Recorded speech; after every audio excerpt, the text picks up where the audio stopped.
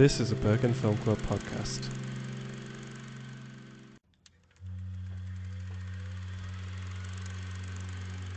Like an old movie removed from the frame, I am floating and looking for someone to blame. Won't you project me on the walls of your heart? I'm waiting for the real thing to start.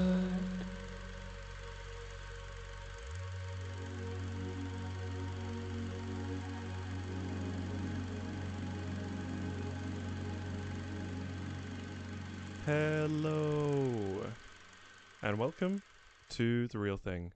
I am your host, Joe Lawrence, and Kamala Harris, we did it, Joe. Episode 10. I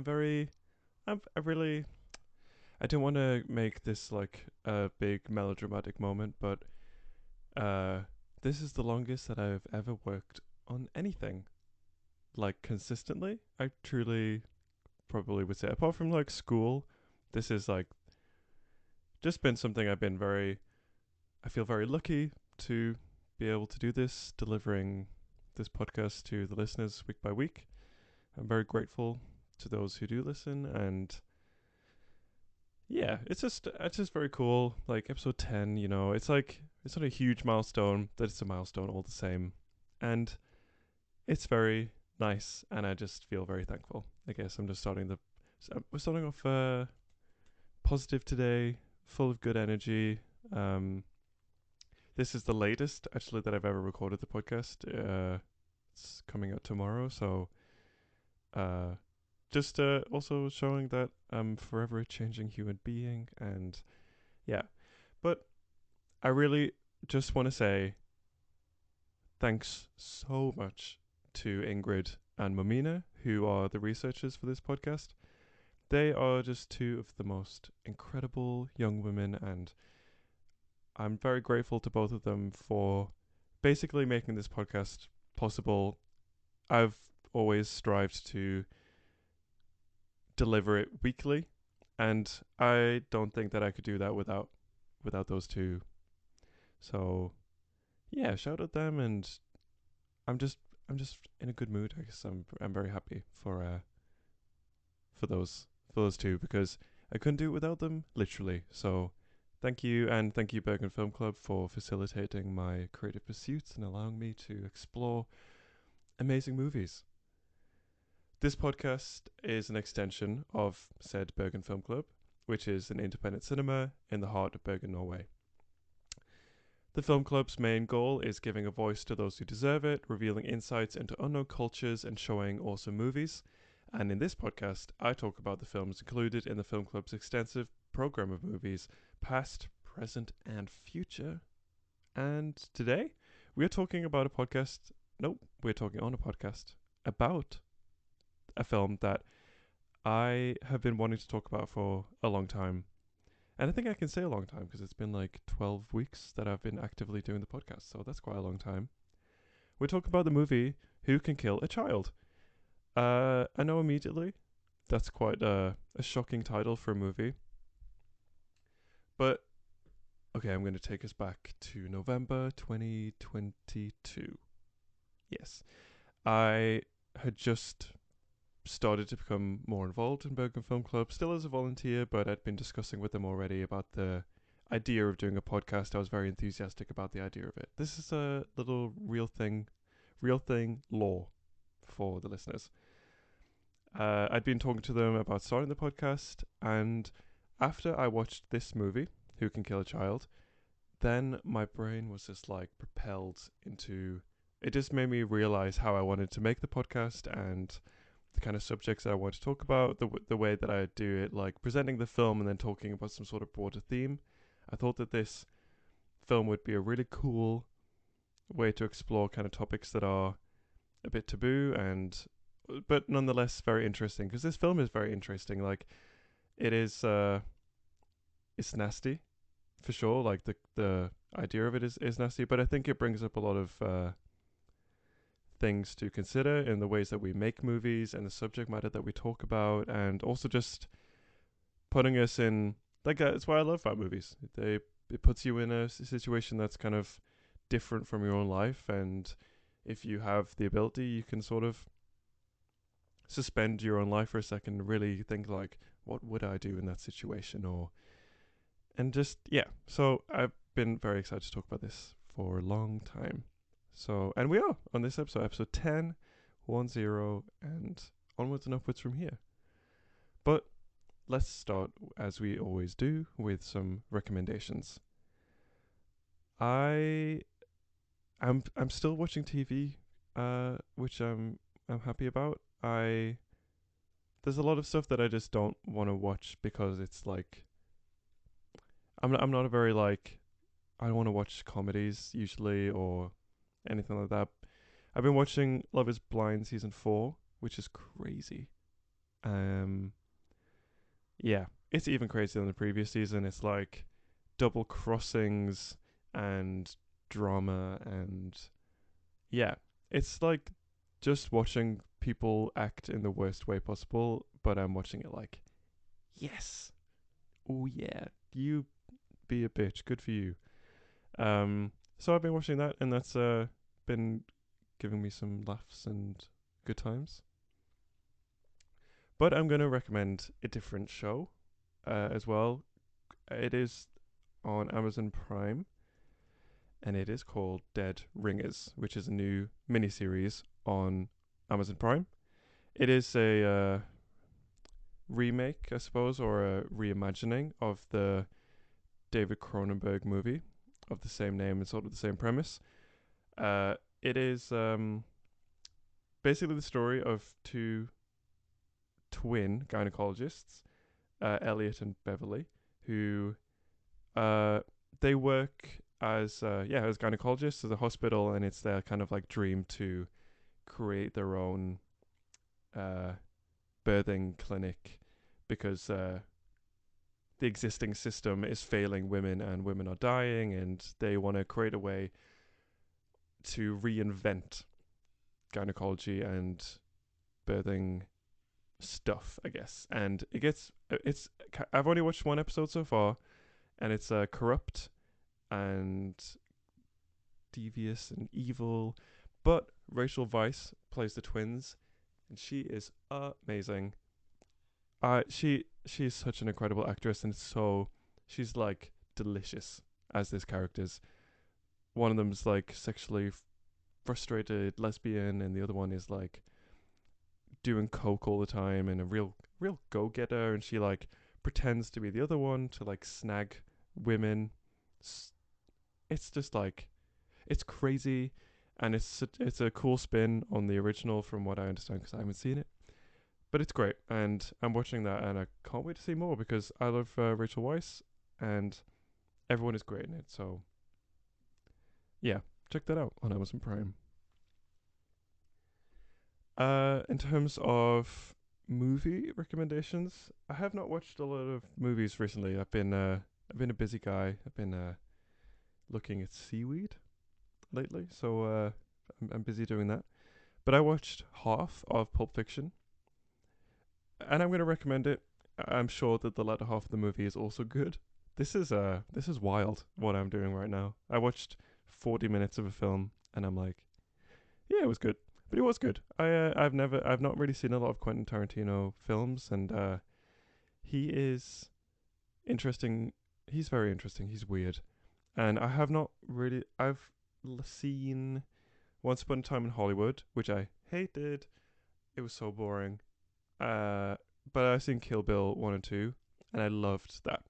But that was because it was like so campy and so like women doing women shit, and it was very great. But I'm enjoying this very much so far, so yeah, I'm gonna recommend Pulp Fiction.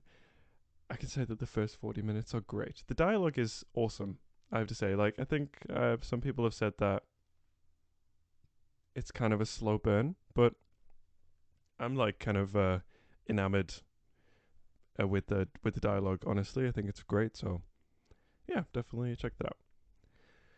We have a very cool interview today. That is a meaty interview. So rather than pussyfooting, beating around the bush, let's just jump straight into the film and the interview. Today, we are talking about the 1976 movie Who Can Kill a Child.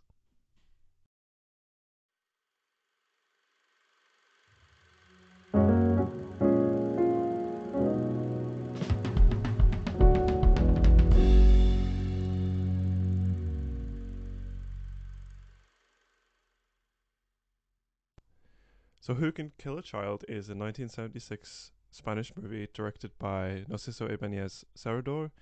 Um, and he was a horror film director, and this was his second and last film that he ever directed. He was also known as Chicho Ibáñez Serrador, or had a pen name of Luis Peñafiel, and was a Spanish television, film, theatre director, actor, and screenwriter.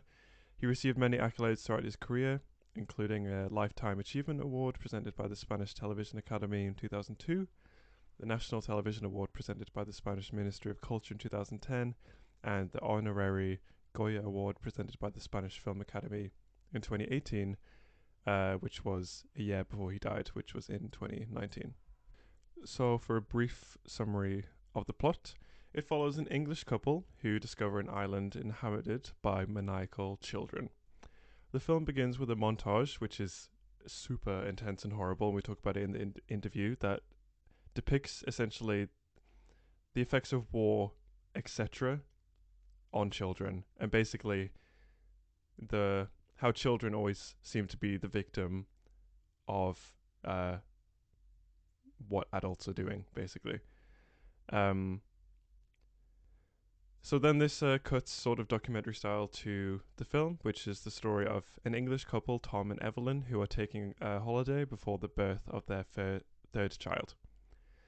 They arrive on the island inhabited by children who behave in a strange and unusual manner, and they are grim-faced and silent and starey and creepy.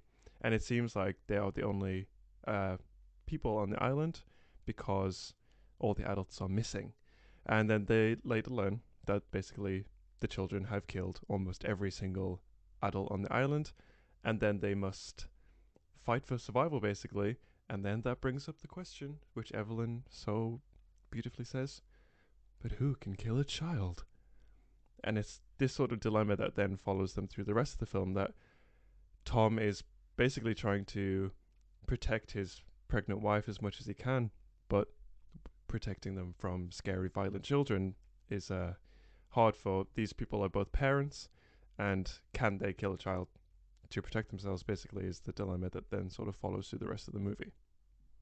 In terms of the film's production, so the main characters are played by Louis Flander and Prunella Ransom, but it actually turns out that later that the director was actually quite unhappy with the performance of Louis Flander, and that originally he wanted the role to go to Anthony Hopkins, who had to turn down the role because he was busy. But he was very happy with Prunella Ransom's role. According to the original idea of Ibáñez Serrador, the director, the dialogues between the main couple had to be filmed in English, since Evelyn, not understanding anyone's explanation in Spanish, did not find out what was happening, since her husband, who's like the only link to speaking Spanish, did not find out what was happening because he was withholding the information, basically. However, when the film was in post-production, before the premiere, the producers decided last minute to dub the voices of Prunella Ransom and Louis Flander into Spanish, as they considered it uncomfortable for the viewer to have to read a good part of the film, giving up that idea. Therefore, the director's basically always been in disagreement for a lot of stuff that happened after the film. In terms of reception, it's mostly been good. Even like modern critical receptions and film critics think that it's a cool, good movie. Maitland McDonough from TV Guide said, "It may be the finest variation on an enduring horror theme, the violent rebellion by children against cruel or indifferent adults. It has gained a cult following over the years since its initial release." And there was a Mexican remake in 2012 called Come Out and Play, which closely mirrors and resembles the plot of the original, but it's also like a shot by shot remake, which is strange. We talk about it in the interview a little bit about whether a good film to remake. But let's save it for the interview. We were joined again by the wonderful Bendik Vigsnes of BFK, horror aficionado. We talked all about this film because he chose to have this film on our autumn 2022 program, and it was very fun to talk to him about. He's a strange little guy, but it was very fun nonetheless. So here is the interview. Hello, Bendik. Hello, Joe.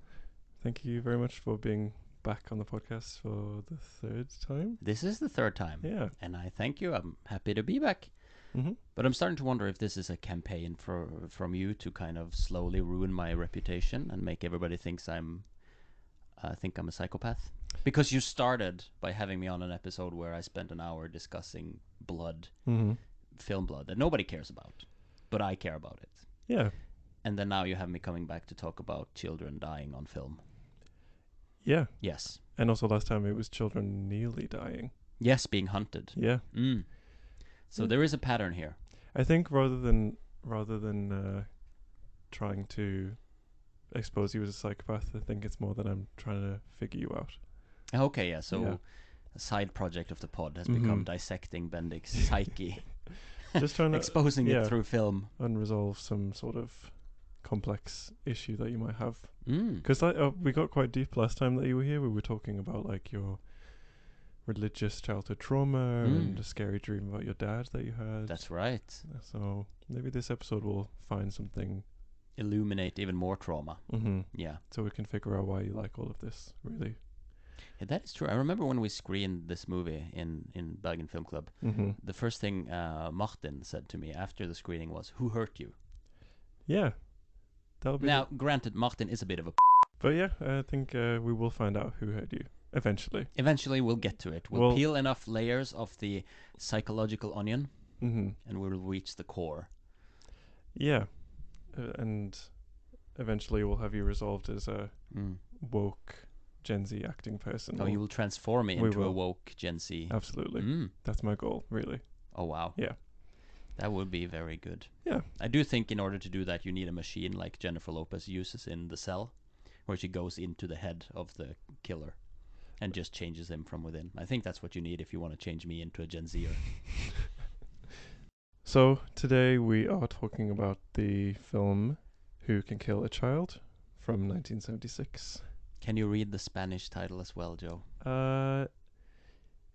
¿Quién puede matar a un niño? Wow. Thanks. You programmed this film. I did. I have to say now that I'm a board member and I've been involved in half of a program meeting. How did you get this programmed? Well, it was surprisingly easy. Really? Yes, there wasn't anybody who... Maybe it was because I was so new to the board at that time. It was my second semester, I think. They didn't know. So they didn't want to probably hurt my feelings. And they'd cut like most of my suggestions in the semester before that. So maybe they felt, okay, we'll need to give Bendik this. And probably also since they knew that I was kind of trying to continue the legacy left by the legendary Kenneth Sjøvold. Yeah, big fans of Kenneth on the podcast. Yeah, they're very big fans of Kenneth. I am too. I like Kenneth a lot.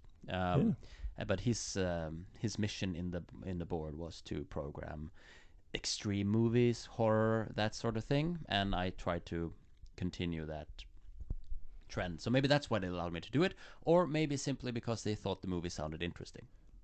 But it is one of those movies that has a title that repulses you immediately. Yeah. Like, Who Can Kill a Child?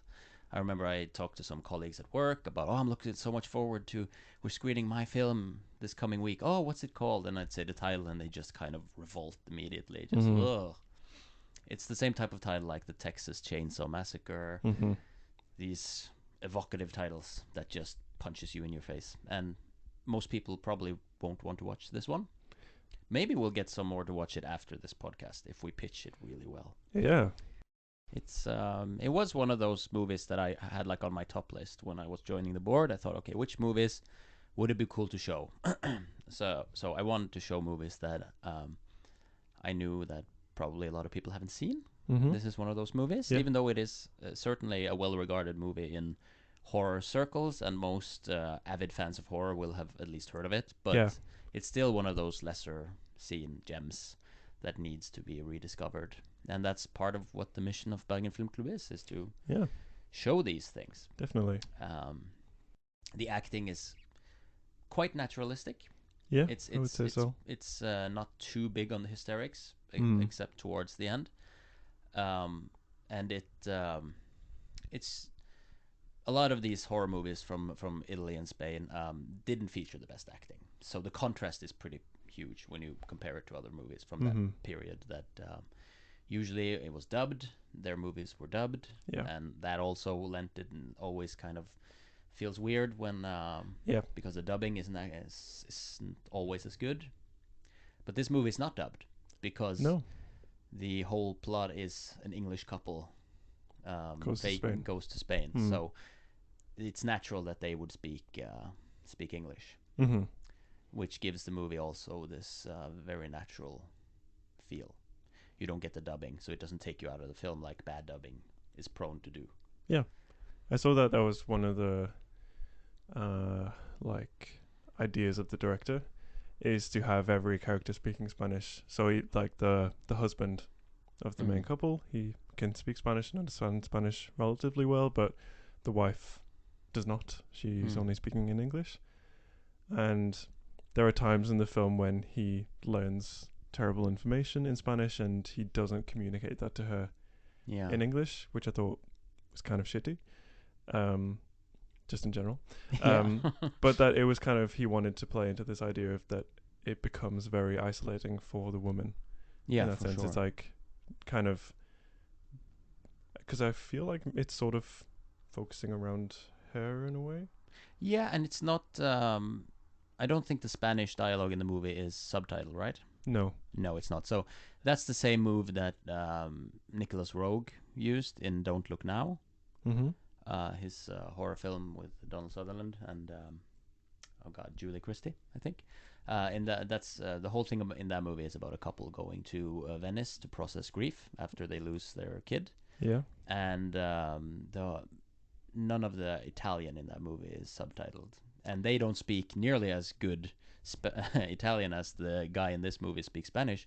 So it contributes to the isolating feel. Yeah. It contributes to the sense of alienation and that you're stuck in this strange place where you can't really communicate. Just like in Femme Fatale. Yes, but that was Vinay's fault. Oh. Vinay forgot to check the subtitles because apparently he doesn't care about watching my movies for an hour to check that they're okay. He only watches the Marketa Lazarova for 1 hour because that's more of a snobby movie, I guess. Okay. That's the Vinay diss of today. Okay. We love Vinay. Okay. You're going to cut it out, aren't you? Maybe not. Maybe not cut it out. Yeah. He doesn't listen to this anyway, so. No, we love Vinay, but he didn't watch far enough. But the French was like, it was okay for me at least. Yeah, if I had remembered how much of the movie of my personal experience was that it was understandable French. Yes, because De Palma is such a strong visual storyteller. You get the story without the need for French. But let's go back to Who Can Kill a Child. I just wanted to say, actually, just when you're saying that, you're saying it's visual storyteller, sure, but you can tell that the dialogue was written in English and then translated into French. Probably, yeah. Because that's why it was easy to understand. That is probably true as well, but let's... That's my De Palma diss of the day. But, okay, I'll allow it, because I've admitted that De Palma is not the best script writer in the world. Okay. But, yeah. Anyway, the Who Can Kill a Child is not dubbed. And that's, I guess, what we're praising it for. That it's not dubbed and that it's largely pretty strong. But the opening 5 minutes is probably the worst part of the film. Horrifying part. Yeah. That I had to give a content warning or a trigger warning. That's what we call it. Yes. And you wouldn't think that there would be a need for a trigger warning if people pay money to see a movie called Who Can Kill a Child. You pretty much know what you're in for. But the opening of this movie are pretty rough. It's basically, well, I assume you've already explained the plot, but the gist of the movie is that throughout history, atrocities have always been committed against children, or children has been made to suffer because of the atrocities committed by largely adults. Yes. Whether or not that be famine or wars or whatever, kids suffer at the hands of adults, and we've been cruel to children throughout the course of history. And this movie is kind of the children fighting back, even though it's hinted at that they're possessed of some kind of entity. Sure. The children are fighting back against the adults, and in order to underline his point, the director chose to open his film with a long and excruciating montage of documentary footage of actual children being hurt. He uses footage from Holocaust, from concentration camps. He uses footage from famine in Africa, and well, it certainly hammers the point of the film home. It is perhaps a bit gratuitous. I think it's a bit much. It's a bit much. I think that there could have been some kind of like poignant quote, and then the film could have started. Probably. Yeah, Yes. I think He beats you over the head with it, and it's horrifying. Like, I'm here talking about why I like this film and why I should underline that I don't mind kids being killed in movies when it's pretend, because movies are pretend. I don't want to see it in real life. I think it's horrifying in real life, and this movie makes me watch it in real life for the first 5 minutes. yeah. And it's not. It's disturbing. It's and it's supposed to be a disturbing film, but it goes a bit overboard. And I Yeah. had to warn people about that. That okay, if you can make it through the first 5 minutes of the film, you'll make it through the rest no problem. Mm-hmm. But the first 5 minutes are rough. Yeah. So that was. And also, I thought that I was being clever because I hadn't watched the movie for probably 10 years. And my memory was a bit hazy, but I couldn't remember the message of the film being... I thought the message of the film was only being communicated through those first 5 minutes with those the montage of the children being killed. And so when I was introducing the film, I launched like it was almost my interpretation of the film, that it's about children suffering through the years, and I thought I was being so clever. And then the movie spells it out, just like half hour later. So a character literally just says, "Oh, we've made children suffer so much over the years. Now they're fighting back." So okay, I was sitting in the theater just going, "Oh, okay, yeah, that was not my idea." Yeah. Again, it's just been stored subconsciously in my mind. Well, I guess everyone thought that you were being smart. Yeah, for like 30 minutes. Yeah. And then they realize, he's just a hack. He's just regurgitating what he's seen. Yeah. Yeah. But anyway, the movie starts out pretty slow. Mm. It sets the stage. It sets the mood. We get to spend some time with this couple as they go on their holiday, and then they decide to go to this island. Yeah. And A holiday before the wife gives birth. Exactly. She's pregnant. And the movie is a slow burn, I think. Nothing much happens for the first 50 minutes. Yeah. It spends a lot of time building the atmos, Yes. if you will. So they get to the island, and you get the feeling that something is not right, and also because previously they have witnessed a body washing up on shore on the mainland. Yeah. So that's kind of a bad omen. Mm-hmm. And they reach this deserted island, and there's only kids. Almost. There are a few adults loitering around. Yeah. But that's when we get to spend some time at the island. We know that something's not right, Because all of the adults are they're gone. gone. Yeah, they find like this ice cream vendor with no vendor in it. Just So ice scary. cream. Yeah. So it's just deserted, and they think maybe it's a siesta or something. Mm-hmm. And then they Which is so English. yeah, it's very English. Well, they're probably asleep. Yeah. Yeah. Those Spanish. Those lazy Spaniards. Yeah. Yeah, but no, and then after a while they meet the kids for the first time, and they get to see like the father, the husband he goes into a church. Yeah. No, not a church. It's like a courtyard kind of. A courtyard, yeah. Yeah. He goes in there and he sees this man hanging upside down still alive, and kids standing around him, beating him with pickaxes and sticks and whatever. Mhm. He's a human piñata, Yeah. and they beat him to death, and Yes. they laugh while doing it. All these kids, and this is where we get to like the best decision the director made, I think, in terms of his direction, Mhm. was that when he was directing the kids, he he wasn't telling them to look evil. Don't try to be evil, or just act natural. Just laugh, play, Mhm. have fun. Yeah. So he captures like truly joyous children just laughing, smiling while they're committing these horrible acts, which adds to the disturbing nature of the film. It because the kids become 10 times more scary because they are so Yeah. happy. Because it's just natural. It's natural, Yeah. yeah. And that's what I found most disturbing about the film is these kids, because they're a genuine threat. Yep. And they're scary. There are plenty of shots of children smiling, and that just gives me the creeps. Yeah. And well, I guess nowadays maybe the movie has lost some of its punch, because we will talk about more later about probably more common now to have children being hurt in films than it was back then. But this Mhm. movie treats that as a big taboo. And Yeah. the whole kind of gist of the film is that these two grown-ups, they're put in a situation where they might have to kill children to stay alive themselves. Yeah. And that's obviously horrifying for anyone. Yep. You don't want to do that. Yes. But they're repeatedly put in situations where they have no other recourse. And I guess we will get to it, but some might argue that they go a bit far to not hurt these children, even though they know that the children has done some pretty terrible things. Yeah. Like there's a scene where they crash their car because they don't want to mow them down. Yeah. I'm pretty sure a lot of people in the theater was just just run them over. Yeah. I think maybe that's one of the more unrealistic parts of the film is not children killing adults. It's the resistance of the adults to kill the children. Exactly.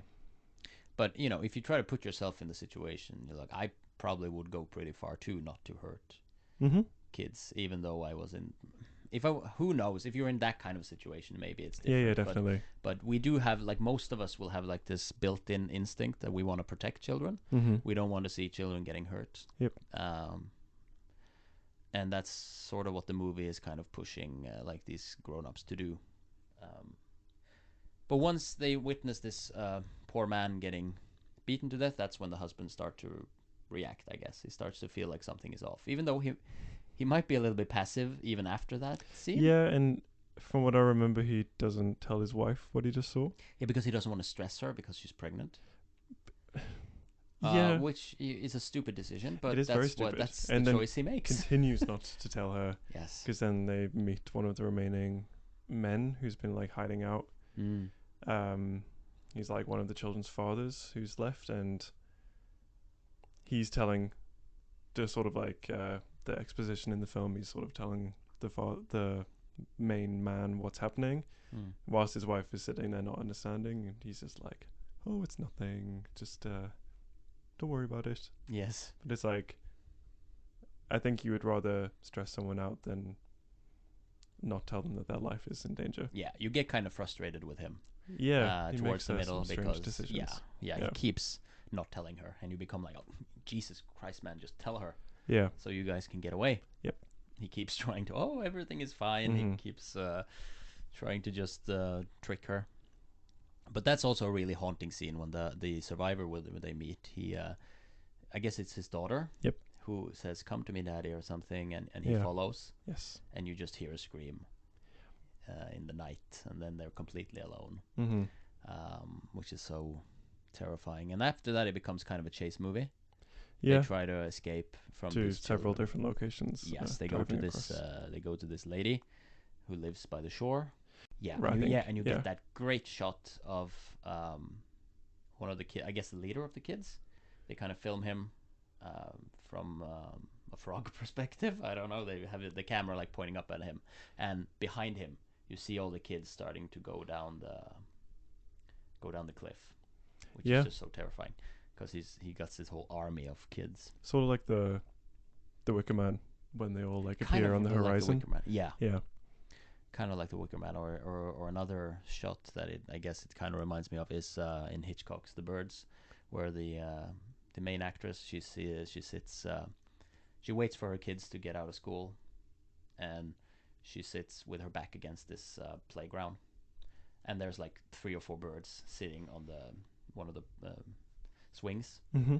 and then every time the camera cuts back to her, there's a little bit more birds on the swing, and then more and more, and then after a while it's just covered in birds. Oh. Yeah, and you know, oh shit, the shit's about to go down. But yeah, that's also the scene where they imply that there's some sort of entity that has possessed these kids, because the leader of the kids touches one of the kids, and it's implied that it's something is transferred to them. Yeah, I've more understood it that it was like they had to look into each other's eyes. Yeah, like kind a of thing. hypnosis or something. Yeah. And the threat in the movie is always, even though it spells out its message pretty big and within capital letters, Yeah. the actual nature of what's happening is never explained. No. And that's No. I appreciate that. I like when they Mm-hmm. leave. Like a lot of the best horror is the fear of the unknown, where you don't get everything explained. There is something mysterious left Mm-hmm. that you're never really quite sure of what is. So that's really cool, I think. But I guess the detour to this woman's house is just a little detour. They go back. That's when we get the car crash. Yeah, because he doesn't want to. He doesn't want to mow the children down. And at that point, I guess a lot of people in the audience were getting frustrated, because at this point the children has been doing so many crazy shit to them, so much crazy shit that you'd think that they'd stop caring and just kind of plow them down. Yeah, but I think didn't they say like they only like come in kind of Oh, right? okay. I think Yeah, so. probably. That they are just sort of like being scary Hmm. in the daytime, and then at night is when they're like, That when they actually hurt people. yeah, I think that's what I understood. Mm. Like zombies. Like zombies, yeah. It Yeah. is kind of like a zombie film. Yeah. Except that they're not actual zombies. They still possess most of their attributes, I Mhm. guess. But that's when we get the little mini assault on Precinct 13 reenactment, where they kind of shelter themselves in Yeah. in the prison, Yeah. and the it's become like a siege movie Yeah. where they try to get in, and then there's this little cute kid, probably the cutest kid in the film, climbing up Yeah. through the bars. They're in like a jail cell at this point. Yeah. They're in the jail cell, and there's this little kid just climbing up to a window. He smiles in a really creepy way, and he has a little gun. Yes. And that's when the first kid in the movie is killed, because the father Yeah. sees it. No, the man sees it. He turns around and he shoots. Yeah. And he shoots the kid in the face. And it's treated like really heavy in the film, Mm. like they become horrified of what they done, which you probably would have been. Yeah. I didn't really see that shock landing as well with our modern day crowd. I think most people at that point where we showed it was kind of like, oh yeah, come on, please, shoot them. Yeah.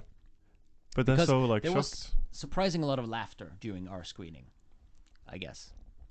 But Yeah. that's, who knows why. Maybe it's just the movie being old and people with their new sensibilities Okay.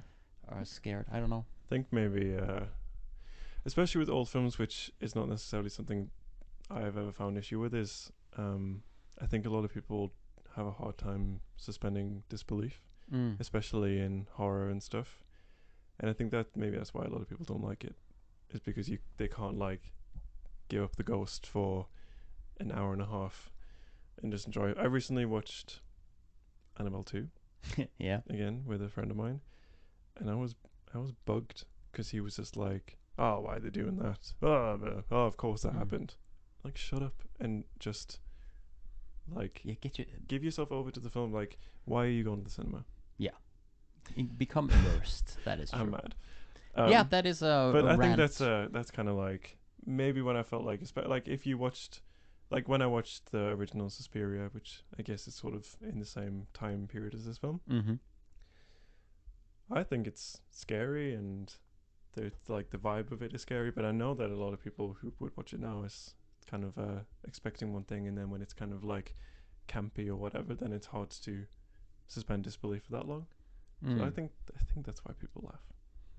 Yeah, and with Argento, it's sometimes his movies Silly. go a little bit over the top. Yeah. So it's like if you want a horror movie that's okay to laugh at, it's Phenomena. It might be my favorite of Argento's films, even though objectively Suspiria is probably his best. Yeah. I think Phenomena is really cool, starring Jennifer Connelly as a mutant. Ooh. She can control bugs. Cool. And John Donald Pleasance in a strange role as her professor, and it's so much fun. And Argento uses the most inappropriate soundtrack. Like he uses songs by Iron Maiden and Motorhead in this horror film. It's really strange, but it's so much fun. Yeah. And it's okay to laugh. Like I've considered programming Phenomena because it would be a great time at the cinema. People can laugh. But it's like on The Blood on Satan's Claw. I did not have a good time watching that film. I thought it was very scary. But a lot of people were laughing. Yeah. And there are some campy elements in that movie. Not for Joe Lawrence. No, that was scary. But I think I know what you mean. That maybe the sort of maybe just in the delivery of the scene, it I think it could have been more like inflated to have more of like a gravitas or something, or make that child dying very like dramatic and big. But I found that maybe the kid dying wasn't so extreme. Lol. But the reaction of the children to that happening is that they're like oh, and sort of walk away. And in my head, the film, because I have this horrible tendency of writing my own version of films whilst I'm watching them in my head, I thought that like it's almost as if this whatever this thing was like daring the adults to kill a child. And then when they did it, that would sort of like break the spell. Right. And now they just have to deal with this terrible, terrible thing that they've done. That's interesting. So that's the Joe Lawrence alternate ending. That's the alternate ending. Yeah, because it doesn't actually change them. They get scared, they get away, but they come back. With a vengeance. With a vengeance, they do. And after the, maybe it's also to do with the way it's directed. I think that Ibanez, I forget his name, Narciso Ibanez Serrador, I think.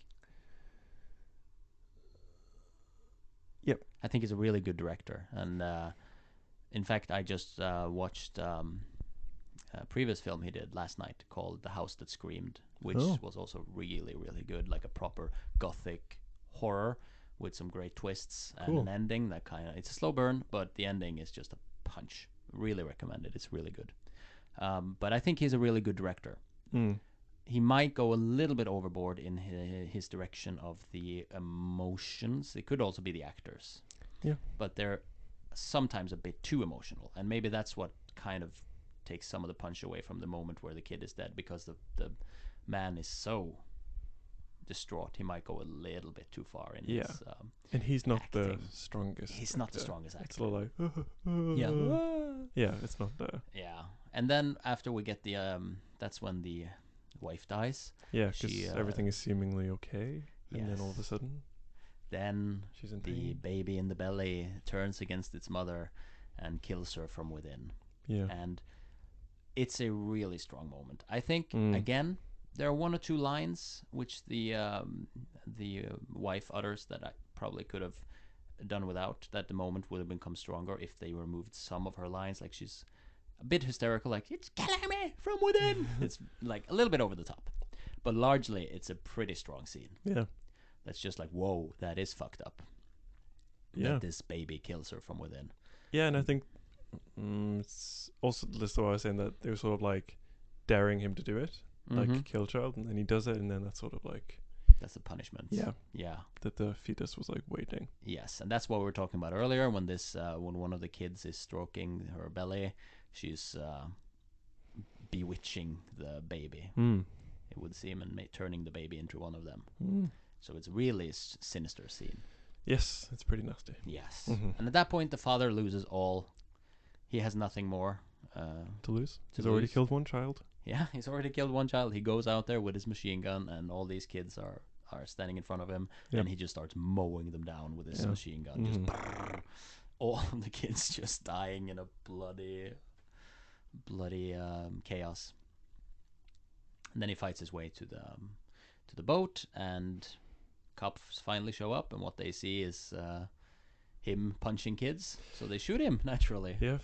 and he dies. Yes. It's one of those great fatalistic endings, say in the same vein of Wicker Man and all these Yeah. dark horror endings. And then it's implied that the children are taken back to the mainland, and shit will undoubtedly go down. Yeah, it's quite an ambiguous ending because you already see them, like the children waiting to greet them on the dock or something, and then the transfer is already begun at that point, and then I don't know, Yeah. World War Z Yes. with children. Exactly. Yeah. We should have gotten a sequel. No, but I think it's a really, really good film. I think it's Yeah. so well made. It's scary. Mm-hmm. It's for its time. It pushes boundaries, I guess. Yeah. And Very it's much pretty so. shocking even today. So yeah, it was really, really fun to get to show it on a big screen. Yeah. And I'm it's glad always you were seeing scary it. because whenever I program a film, I should always watch it before we show it. Like I should have done that with Femme Fatale to avoid, so I would know that okay, shit, a large portion of this movie is in French. Should make sure that Vinay has subtitles for it. Mm-hmm. So sometimes I've been considering like, oh, should I rewatch the movie before the actual programming? But then I always think, oh no, but I really want to like look forward to it, to watch it on a big screen after such a long time. I suppose. So that's what I always chooses. But there was always the fear that what if this is not as good as I remember? And I remember thinking that with Death Dream, which ironically I ended up not being able to see on the big screen because I had to go to my brother's bachelor party, so I couldn't. I didn't get to watch it. So selfish, I know. But I had the same fear with Who Can Kill a Child. Like, what if I just misremembering this completely, and it's not good at all. But it was good. It was good. Hmm. I was not misremembering. It was great. Yeah, I think, I don't know if this is a controversial opinion. I'm pretty against usually remakes, sequels, etc. But I would like to see one of these modern horror directors take a stab. Yeah. At this film. I mean, yeah. I mean, we've seen that remakes can do great things. But I guess this is the natural spin-off point where we'll break off and talk more about the general thing of kids being hurt in films. Yeah. That sounds more horrible than it is. But we were talking about the thing, the taboo that this movie takes on, killing children in film. That is one of the. It used to be one of those unspoken rules of film. Like there's a few of them. I think if I can really think of it now, there's like come to mind four rules, which four are taboos. I would say it was hurting women on screen, which just said we've got rid of pretty we're quickly. Okay with now. Women being hurt on screen is great. Hurting animals is one. Hurting children, and I also just thought men being naked. That is true. That is a taboo. Yeah. For some reason. Yeah. Oh, like specifically like soft penis naked. Yes. Yeah. People rarely see that. People are against that.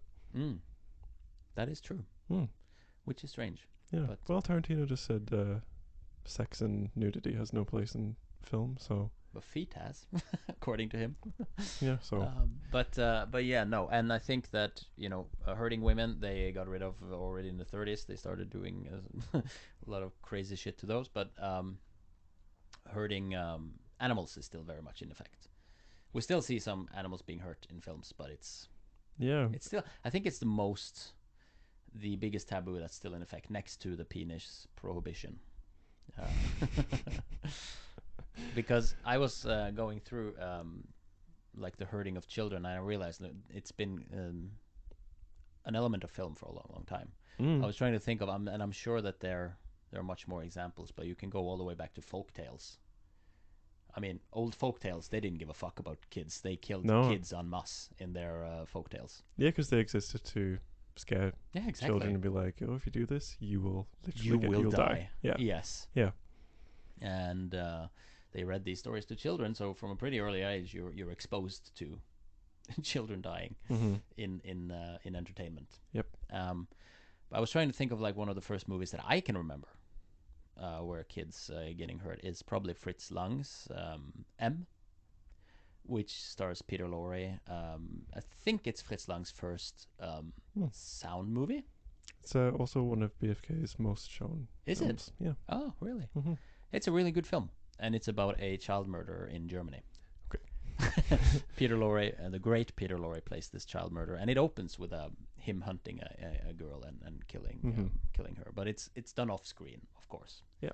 Which most of these children deaths are. Yes. But I guess I always feel that when as long as it's done right, it can be a huge gut punch, and it gives you the feeling that when it happens on film, you feel like, okay, this movie pulls no punches. Okay, this movie just killed a kid.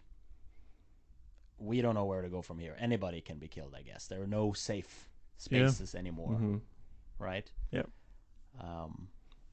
And throughout movie history, like I think one of the other movies that kind of related to Who Can Kill a Child is Lucio Fulci's movie Don't Torture a Duckling, which I think may be one of my favorite Lucio Fulci films. Lucio Fulci was this Italian filmmaker who specialized in really gory films. He made Cannibal Holocaust. He made Zombie, also known as Zombie Flesh Eaters. He made The Beyond, all these films.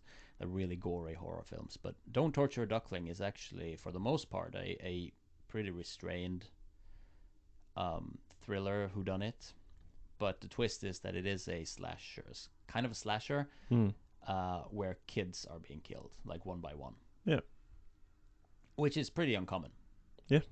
Because you have plenty of slasher movies. You have plenty of, like, Friday the 13th and all these movies, but what the Americans would do is usually cast adults in the roles of teens too. Yes. Because you don't want to, you have a sex scene. You don't want to watch actual teens have sex. You you want like a little bit more adult people. But Don't Torture Duckling is a great example. Also, you have Spielberg. Before he lost his edge, he opened his film like he opened Jaws with a kid getting eaten. And he didn't make Jurassic Park, did he? He did make Jurassic Park, but he doesn't kill anyone in that one. No kids. But in Jurassic Park 2, yes. Then the opening of that is the little tiny dinosaurs killing that little girl. No, they rescue her. Oh, because in a throwaway line in the next scene, they say, "Oh, she's fine. She's fine." Ah, yes. But so it's pretty horrifying. You still think that she's dead. But they remove the edge when they said, "Oh, she was just a bit eaten on, but she's survived." But I think like Spielberg got softer over the years. I still think he's a talented filmmaker, but you'll see like Jaws, where he opens his film with a kid being eaten on screen. He wouldn't do that today. And a kid dies later in Jaws as well. No. Yeah. No. There's only one kid getting killed in Jaws. The one on there's like the mom with and he's like this like kind of like chubby kid. Right? Doesn't he die? No, but I think we're thinking of the same scene, because when I say opening the film, the actual first kill in Jaws is this girl who goes out nude swimming. Damn. But like 20 minutes later, this kid goes out on his floatable on this floating thing mattress, and then he gets eaten. Yeah. But I think you can almost draw a line like after Spielberg became a father himself. Okay. Where he wouldn't do it anymore, because he did Indiana Jones and Temple of Doom, which I don't think features any kids getting killed, but it featured kids being hurt. Yes. And I recently found out that I love Temple of Doom is my favorite Indiana Jones movie. Yeah. And I had that on DVD and I watched it so much that it's like scratched to hell. It doesn't work anymore. I've seen it so many times. That version that I've seen apparently is an edited version, because then I watched it on TV maybe like 2 years ago, and there's like, you see the kids getting whipped and burnt and everything, and I was like, oh, like I'm not seeing any of this. So even now, like what's the opposite of retroactively? Oh, it is retroactively. Yeah. Retroactively censoring Yeah. the film on DVD, which I thought was super weird. Yeah, and Spielberg, but I think like you can almost draw a line in the sand. Mm. It's the same way that a lot of my friends and my parents, I guess, they'll say that once they became parents, they hate seeing kids getting hurt in films, which I think is a pretty natural reaction, I guess. When you have a kid yourself, it does something to you to watch kids getting hurt in films. So and maybe- the film critic Gene Siskel hated when a movie put children in jeopardy. He felt like it was a very manipulative and very easy way to manipulate the audience. He hated when that happened. But I mean, you'll see it in movies such in any Stephen King book. Stephen King loves hurting children. He does. It, kids Yeah, get killed a lot, and Salem's Lot.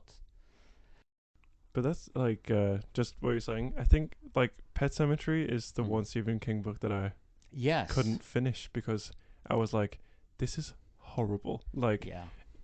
and the copy of Pet Cemetery that I have had some sort of like editor's note at the beginning or that Stephen King had wrote himself, and he said that he was married and I think he had one of his kids, but that's what made him start thinking about, oh, isn't it so terrible when children die?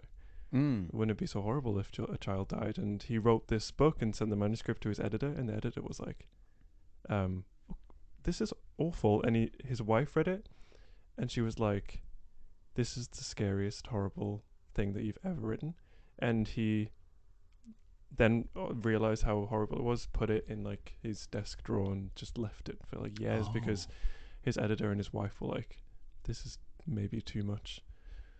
But it is probably the most horrifying thing, It's both in the horrible, novel yeah. and the original film. Getting when hit by a car and then Yes. coming back from the dead and then killing a baby. Yeah, well, yeah, the part when he comes back is one thing, but the actual when he gets run over, it's pretty horrifying.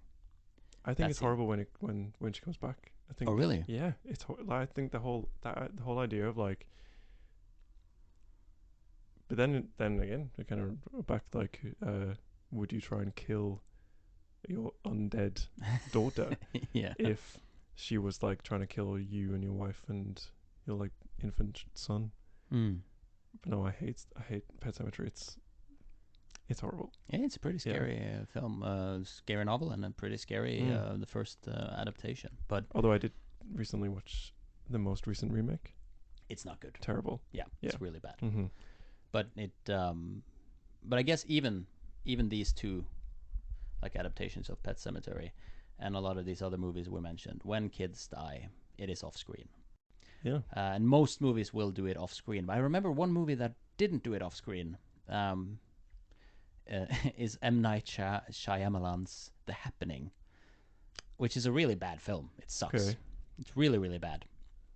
But I remember watching it in the cinema, and there are two kids that join. I mean, they're teens, so they're not kids, but they're like 15, 16. Okay. And they join up with Mark Wahlberg, and then one of them gets a shotgun blast to the face. Damn. Both of them get killed. And I remember watching that and think, whoa, okay, this movie is hardcore. Mm-hmm. This is not pulling any punches. Yeah. But it's not a good film. I don't recommend people watching it. It's pretty bad. Just thinking off the top of my head, it's like not necessarily horror related, but like Hunger Games, Battle Yeah. Royale. That's about children killing each other. It is, and yeah. That's pretty, and you see those deaths in those films, and that's like blockbuster movies. is. I mean, in the first one, Mhm. because then the second one is with adults, and the third one is like whatever. Also very good. It's not whatever. It's good. Yeah, and Battle that's like- Royale, they put Yeah. they cast teens, actual yeah. teens. Mm-hmm. So that gives the movie a punch because you don't feel like it's adults 20 plus who's running around. It's actual 14, 15-year-olds. But yeah, like just I was just thinking, the research that Momina did, we found out that, well, I know this because in the American Psycho book, Patrick Bateman kills a child. He does And in a they- zoo.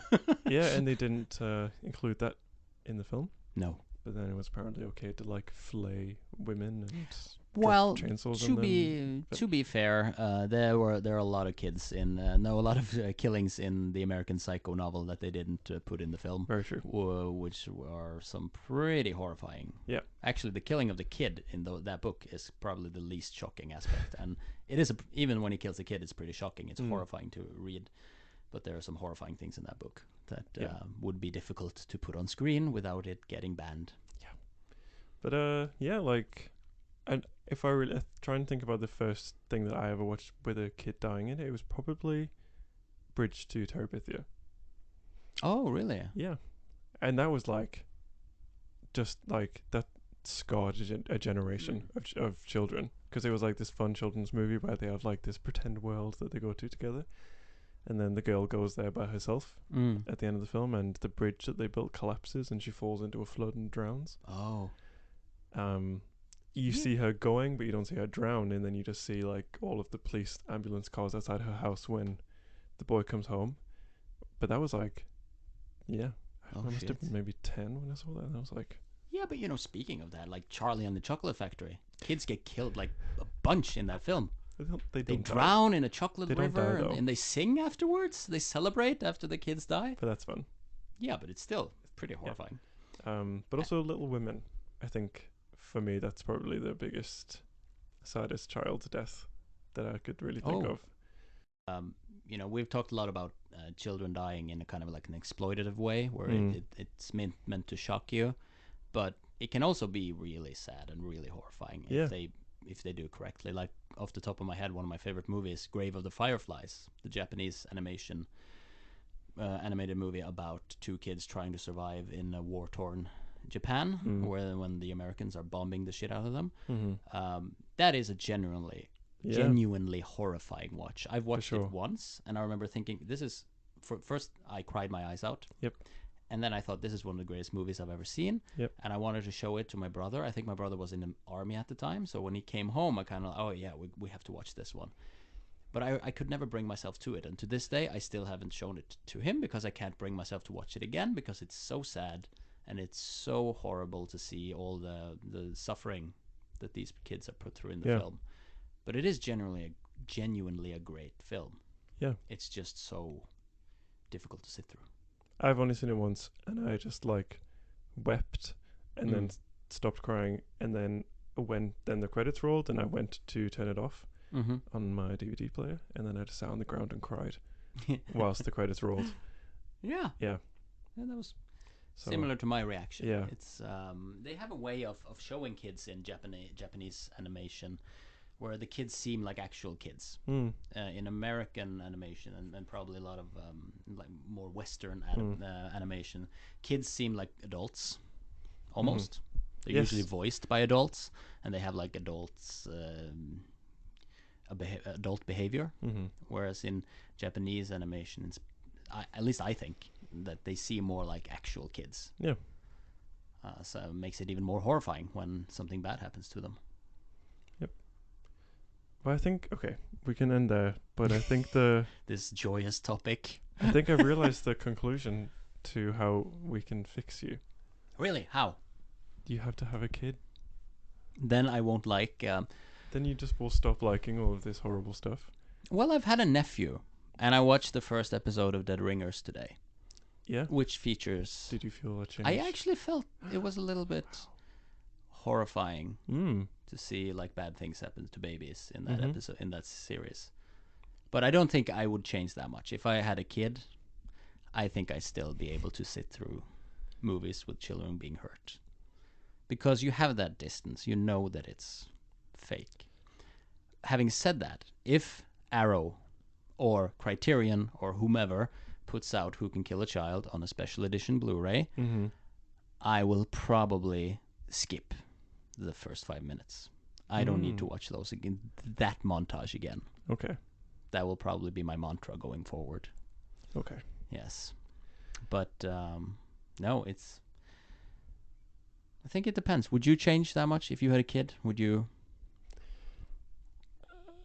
I mean, you have to change, Mm. right? But I don't see it for me.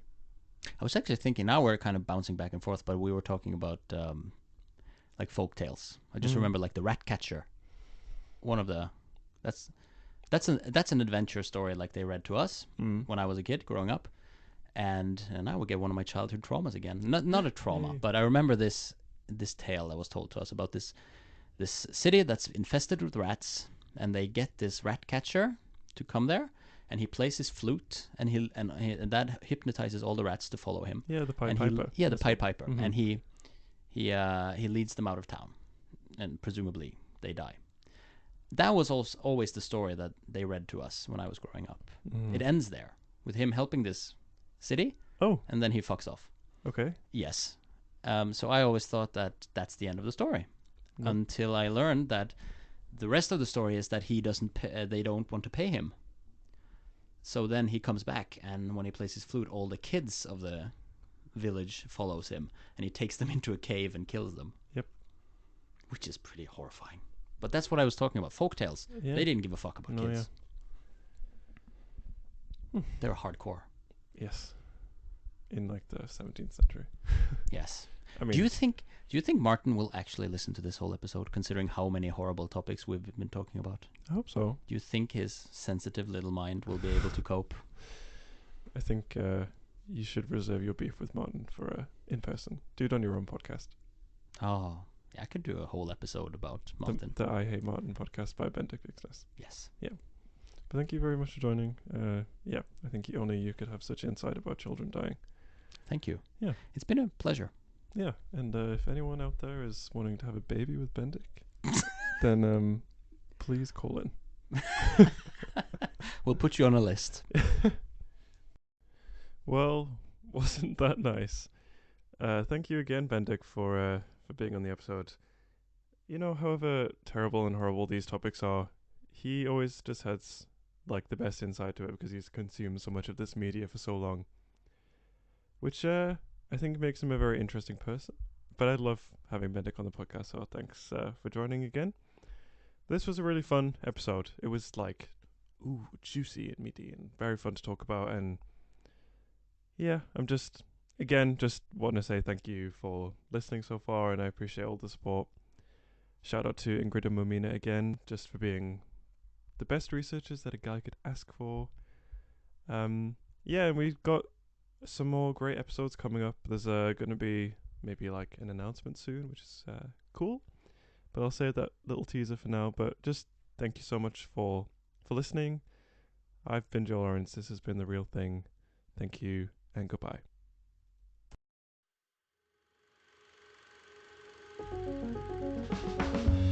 This has been a Bergen Film Club production.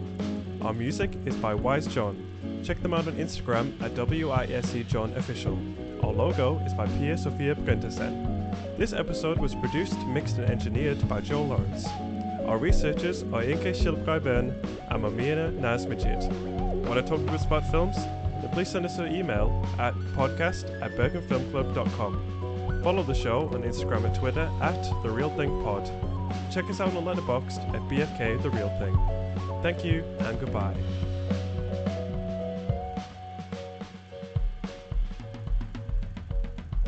Listen, follow, leave us a review on Spotify, Apple Podcasts, Amazon Podcasts, or wherever it is that you get your podcasts.